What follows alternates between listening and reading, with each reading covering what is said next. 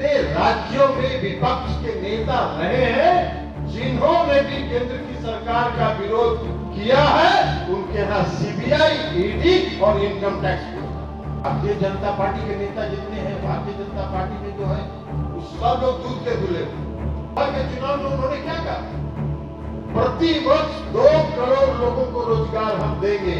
8 साल हो गया, 16 करोड़ लोगों का रोजगार का हिसाब भी तो देना चाहिए। इसलिए कि देश को बांटने की उनकी मंशा है।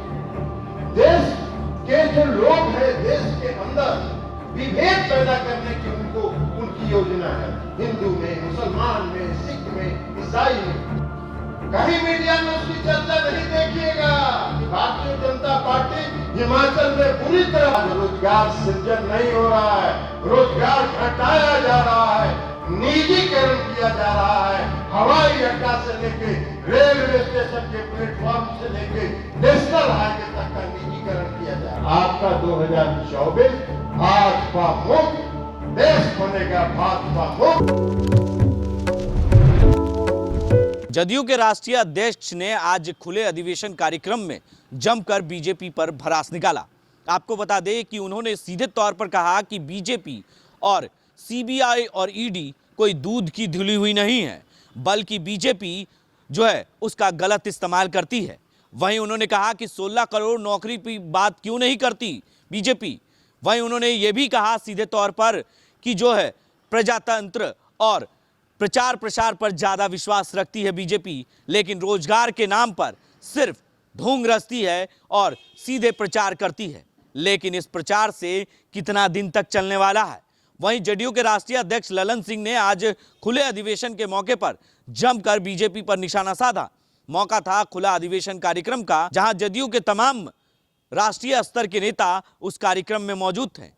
लेकिन इसके मेमोरियल में जमकर अपने कार्यकर्ताओं और नेताओं को जोश भरने के लिए जेडीयू के राष्ट्रीय अध्यक्ष ललन सिंह ने आज बीजेपी पर जमकर निशाना साधा।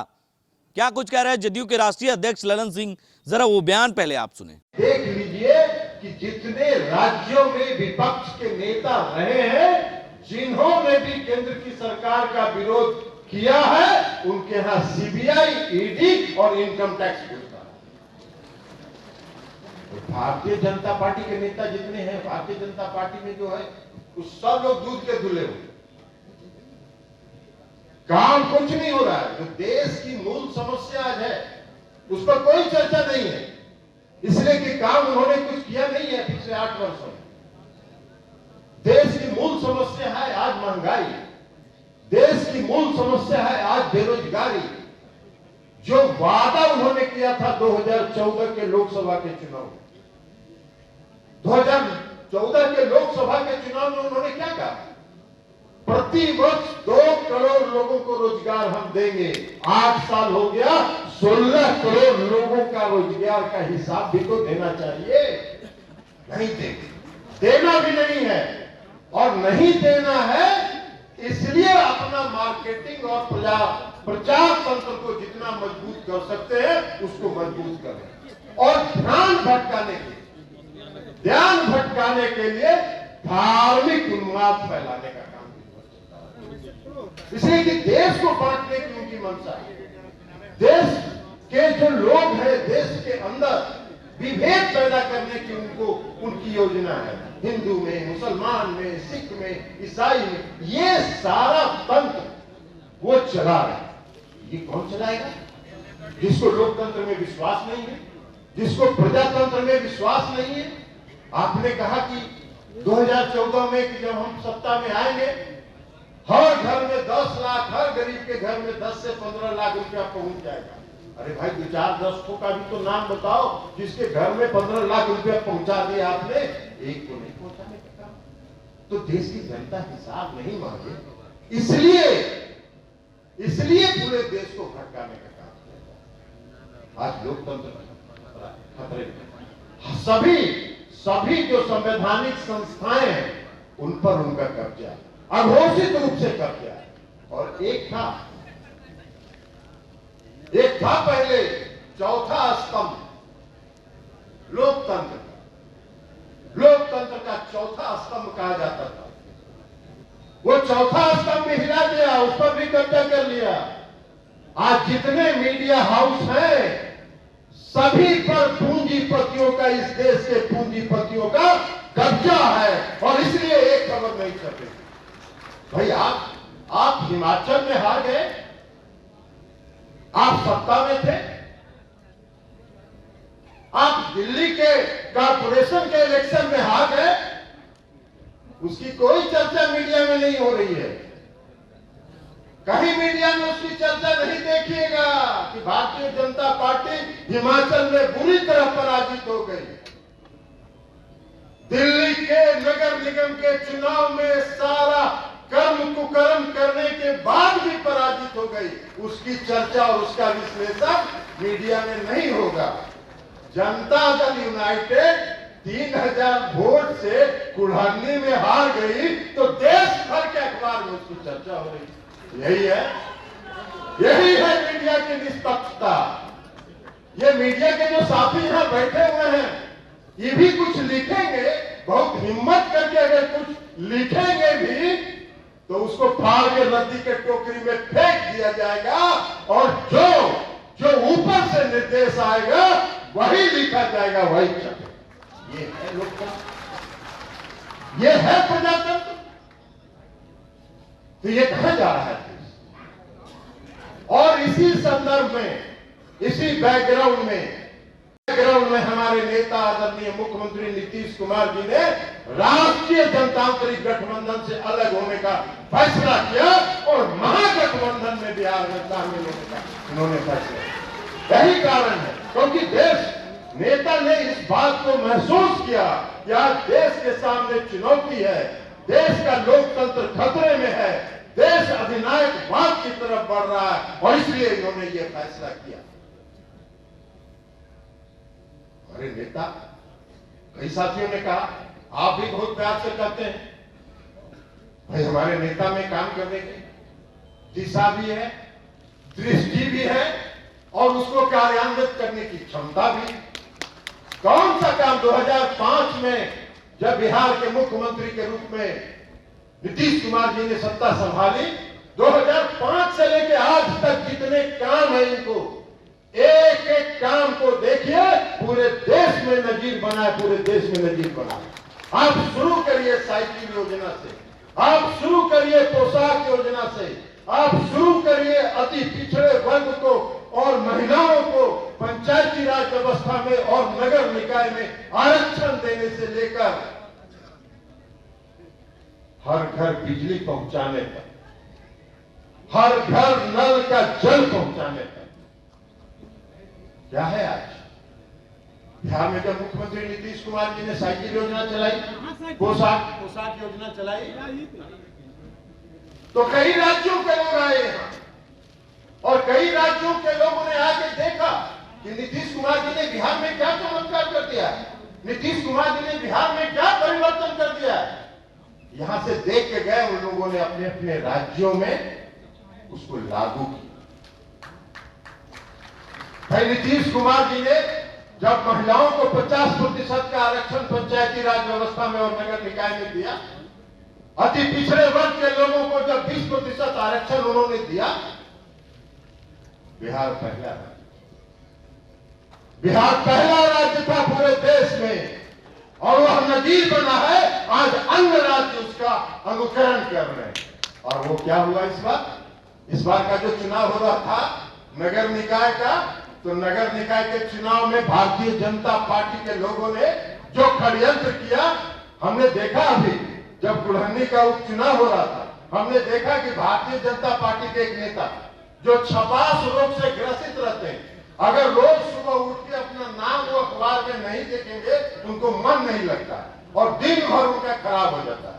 लेकिन व्याकुल है बेचारे, व्याकुल है कि कुछ उनको मिल जाए। हम लोग की भी शुभकामना है। मुख्यमंत्री नीतीश कुमार जी के बहुत दिन तक सहयोगी भी रहे हैं, मुख्यमंत्री नीतीश कुमार जी से बहुत अच्छे रिश्ते भी उनके रहे हैं। तो हम सब लोगों की शुभकामना है, आपको जितना मन करे गाली देते जाइए और कहीं कुछ मिल जाए तो भी हम लोग की शुभकामना है, गाली देके भी तो कुछ पा लीजिए।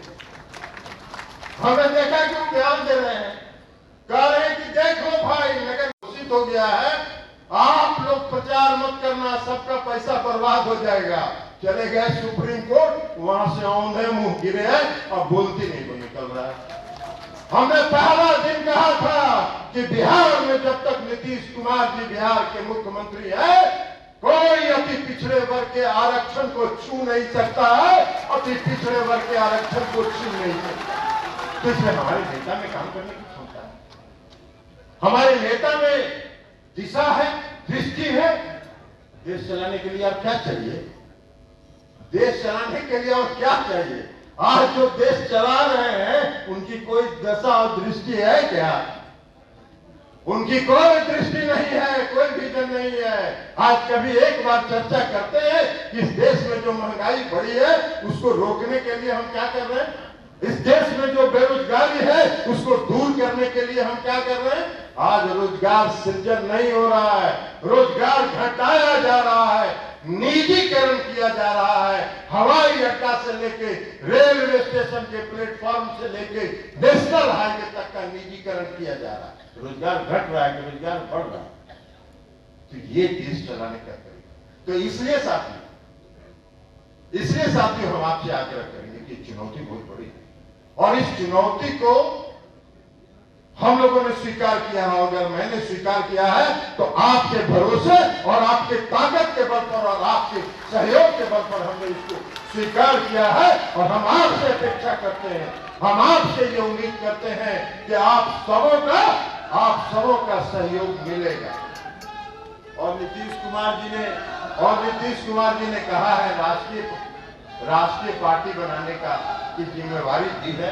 तो नागालैंड में चुनाव हो रहा है, फरवरी मार्च में चुनाव होगा और हम सबको ये उम्मीद है, क्योंकि पिछली बार भी 2018 में नागालैंड में हम लोगों ने चुनाव लड़ा था और हम लोगों ने जब नागालैंड में चुनाव लड़ा था तो वहां 5.6% वोट हम लोगों को आया था।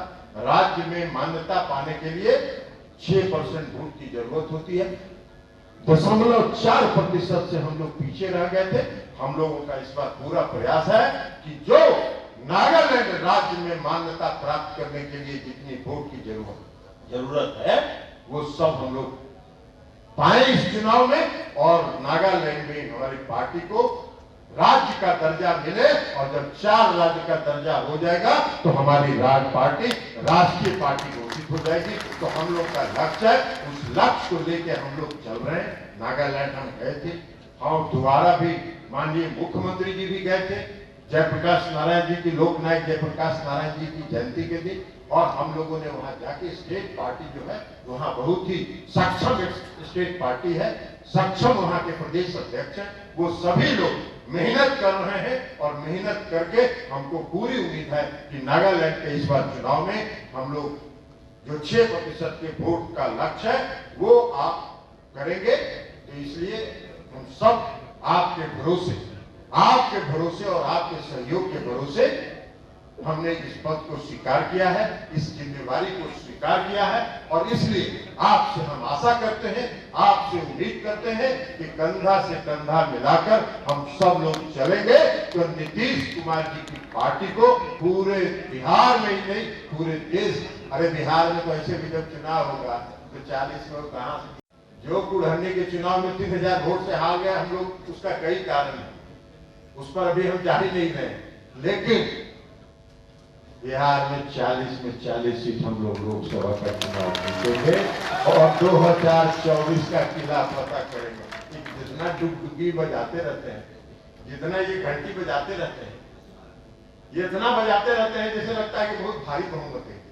अरे कितना बहुमत है भैया, 303 का ना बहुमत है। तो 303 में 272 चाहिए, तो 31 को ना ज्यादा है। तो बिहार में 17 और 6 23 है, 23 साफ हो जाइएगा तो 8 को ना घटना है।